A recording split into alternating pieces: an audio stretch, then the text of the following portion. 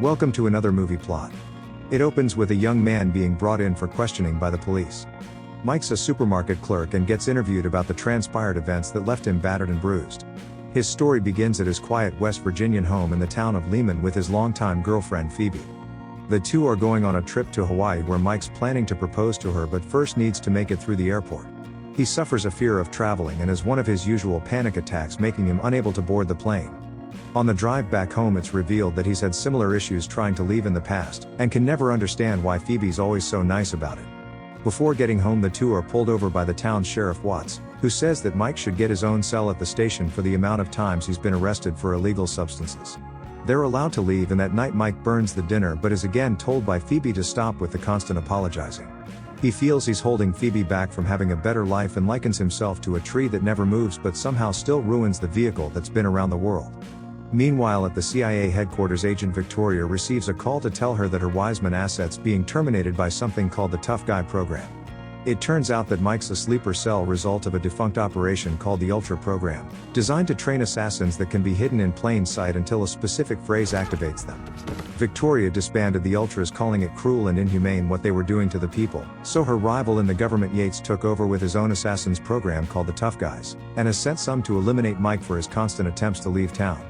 Feeling that she has an obligation to protect him, Victoria travels to the sleepy town of Lehman where Mike works as the only clerk on duty at a quiet convenience store. One morning Mike slips out early to meet Rose much to Phoebe's suspicion, but Rose is just the name of his dealer who today has a box full of fireworks for his customer's second attempt at proposing to his girlfriend. During his next shift, Victoria enters unrecognizable due to the Ultras having their memory erased and begins running through a series of code words that activate him.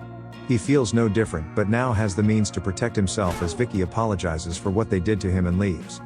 An hour passes when Mike discovers two of Yates' men tasked with planting an explosive on his car. When he approaches them they decide to try eliminate the asset themselves, but his training kicks in and he stabs one with his noodle spoon and uses his gun to kill them both. Horrified at what he's done Mike calls Phoebe who comes down to the store to help decide what they should do with the bodies. Not wanting to go to police due to being the murderer himself, a patrol car pulls up anyway and they're both locked up. Mike tells Phoebe the exact words that the strange lady said in the store, as he's now able to remember everything in detail from the previous 94 minutes since Victoria activated him. Watts sits the two down where we hear that they moved to town only 5 years ago when Mike was 22, and that he never spends more than a few hours locked up before someone from the government calls to get him released. The sheriff remarks that Phoebe acts as his girlfriend, his mother cleaner and now his lawyer, when she begins defending Mike's actions with the vindication that the two men were attacking him. Just then the power fails and generators kick in as two more tough guys have arrived to eliminate the asset. Yates got word from Otis, who he's put in charge of the operation, that Mike armed with a spoon was able to kill both his men. So he sent in two of his better operatives who walk straight into the station as Crane opens fire on the front desk causing a distraction. The second, called the Lasseter, enters the jailhouse but his bullets are blocked by Mike's blue-blooded human shield. Phoebe's able to eject the hitman's clip so he overpowers them both with his bare hands, until tripping over the dead officer's legs and bumping his head. Mike uses the cuffs to shatter the Lasseter's teeth and locks him inside the cell before escaping with Phoebe. Crane kills every officer in the station, leaving only an injured Watts as she prepares to execute him, but sees the asset escaping and redirects her attention. The sheriff bravely handcuffs the tough guy's ankle to a chair, so instead of chasing Mike she lobs a grenade at him, but it's easily caught and thrown back, destroying the station facade. The wise man kicks in again and Mike kills Crane with a few well-placed strikes, leaving her body to be found by Victoria. She's stuck in town as Yates has put the entire place under quarantine and is flying to Lyman himself to deal with the problem. While debating the morality of what he's doing with Victoria, she hangs up on him, leading him to behave like a spoiled child. Victoria then gets on the phone with her friend Pete inside the CIA and requests a weapon or else she's dead by morning. When Yates gets to Lehman he's taken by Otis to his brainwashed troop of tough guys waiting to be deployed. He sees the Lasseter's not his cheery self as he sits with a handful of his collected teeth. When Victoria receives the care package from Pete containing a shotgun, she also receives files on the tough guys showing that they're made up of psychotic inmates like the Lasseter. Yates finds out about this and threatens Pete with the charge of treason and the punishment of being taken out back and shot in the head. Because of this he calls up Victoria to deny her any further help, leaving her alone in this fight. Mike and Phoebe walk back to the convenience store to retrieve Mike's car, unaware of the bomb planted earlier. While arguing about where they should drive to, a plastic bag touches the car and it explodes, saving both their lives. They decide to go to see Rose in hopes of hiding out at his place until things die down. On the way there, Mike realizes he has no memory of his childhood and wonders to Phoebe why he's never thought of this before. He can also recite an array of new facts regarding military operations that he has no memory of where he acquired them. Rose springs out armed with a shotgun as he's been on edge ever since the quarantine was announced that infected monkeys are on the loose. He brings the couple inside and shows them on the local news that the whole town sealed off, when suddenly pictures are shown on the screen of Mike and Victoria as the patient zeros for the virus. Rose is quickly disarmed when he pulls on Mike but is handed the weapon back as a show of trust. Unsure of who to believe, the dealer locks the couple in his basement but isn't the type of person to call the government for any reason. Being that they're at Mike's dealers, they aren't hard to locate, and Yates sends another pair of tough guys to pump poison gas into Rose's air conditioning. The second enters with a gas mask, killing Rose and his security before attacking the two in the basement. Mike's able to defeat and kill the intruder but becomes weak to the poison, requiring assistance from Phoebe to escape, who's now wearing the gas mask. She blows away the second agent and begins telling Mike how to survive the gas, which she is clearly familiar with. After fighting through toxin-fueled repressed flashbacks of Phoebe in a suit talking about their next mission, Mike regains lucidity and Phoebe's reluctantly forced to reveal herself as a CIA agent. She was assigned to be the Wiseman's handler 5 years ago but says she ended up falling in love with him. Mike doesn't believe anything else she has to say and tells her to get out of his car, when the Lasseter returns, knocking the two from a bridge with his truck. He could easily kill them both but has been tasked with bringing Phoebe back to answer for her desertion to the company. Instead of shooting Mike, the Lasseter covers the car in gas and sets it on fire so that he'll suffer. Phoebe assumes Mike's killed in the subsequent explosion, but Vicky pulls him from the wreckage just before the flames completely consume him.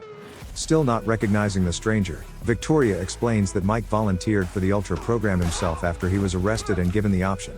She says that all other operatives failed except for Mike, but the conditioning was driving him insane. She shut the whole program down and had his memories erased so that he could live a normal life, as well as implanted the phobias of leaving town into his head to keep him safe and off the radar. They go back to Mike's apartment to collect some things when Victoria says that Phoebe was tasked with bringing him to Lehman and be reassigned after, but she threw away her career and stayed with him, having fallen in love. One of the tough guys sneaks in and attacks Victoria, so Mike throws him out the window and engages in a firefight with Otis. While tearing up the house, the operative re-enters, but Victoria blows him away with a weapon supplied by Pete. The fearful agent's then ordered by Yates to call in a drone strike on the area.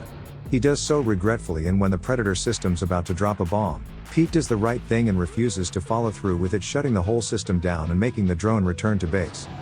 A repentant Pete then reports the situation to Yates' superior Krueger, who orders the whole operation to be dismantled and flies down to Lyman himself. Mike's able to defeat Otis with the old frying pan ricochet technique, as Victoria pines over her now deceased friend who just got caught up in everything because of Yates. The young agent only has a few loyalists remaining in the form of his tough guys, and calls the house to arrange an exchange of Phoebe for Mike. Not sure if he even wants to save the woman he doesn't know anything about, Yates puts her on the phone where Phoebe says that she's really the tree, and that Mike's the car that was prevented by her from traveling.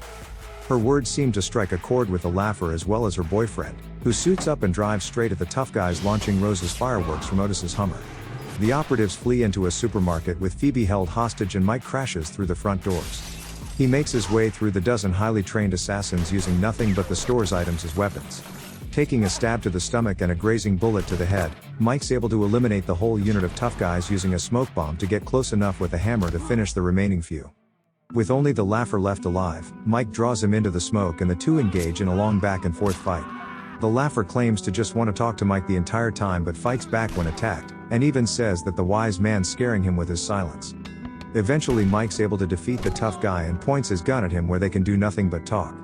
Unlike the volunteer into Victoria's Ultra program, the mentally unbalanced Lasseter was forcibly conscripted into Yates' army with brainwashing. He admires Mike for being able to be his own man and says how nice it must be to have his freedom. Meanwhile, Yates is now on his own as Phoebe uses a paperclip to uncuff herself and fight back. The agent finally attempts to escape the town that's taken everything from him but is caught by Victoria, who he's threatened so much throughout the film. She gets her much-deserved revenge, dragging him outside with a cord around his neck, but Krueger's just arrived to order her to stop. Both agents are taken to the forest and bound on their knees for a quick judgment, where Krueger claims that he would have approved of Yates' operation should he have succeeded in killing Mike, but he didn't, so he executes him. Victoria pleads her case that a single Wiseman eliminated 17 tough guys, therefore her Ultra program was a huge success unlike Yates's, and she should be spared her life. She also succeeds in convincing him to spare Mike's life as a $400 million asset that they could use in the future. When Phoebe gets to Mike, he's allowed the laugher to escape, and as they exit the store they're surrounded by heavily armed troopers telling them to get on the ground. The battered Mike finally proposes after contemplating it the whole film, which his fiancée accepts, but the two are instantly brought down by tasers and taken to the station, where we've caught up to the start of the film, and like always Mike's released by an anonymous call. 6 months later, Mike and Phoebe are happier than ever and working as agents on assignment for Victoria. Mike's used as bait and taken prisoner so that he can gain access to a crime lord who's unimpressed at the assassin's appearance. Looking around the room, Mike spots a spade identical to one he used to kill a tough guy and has a chuckle to himself, then realizes he can understand Mandarin before breaking out of his cuffs and turning into the cartoon superhero Apollo 8, which he would spend off time throughout the film sketching.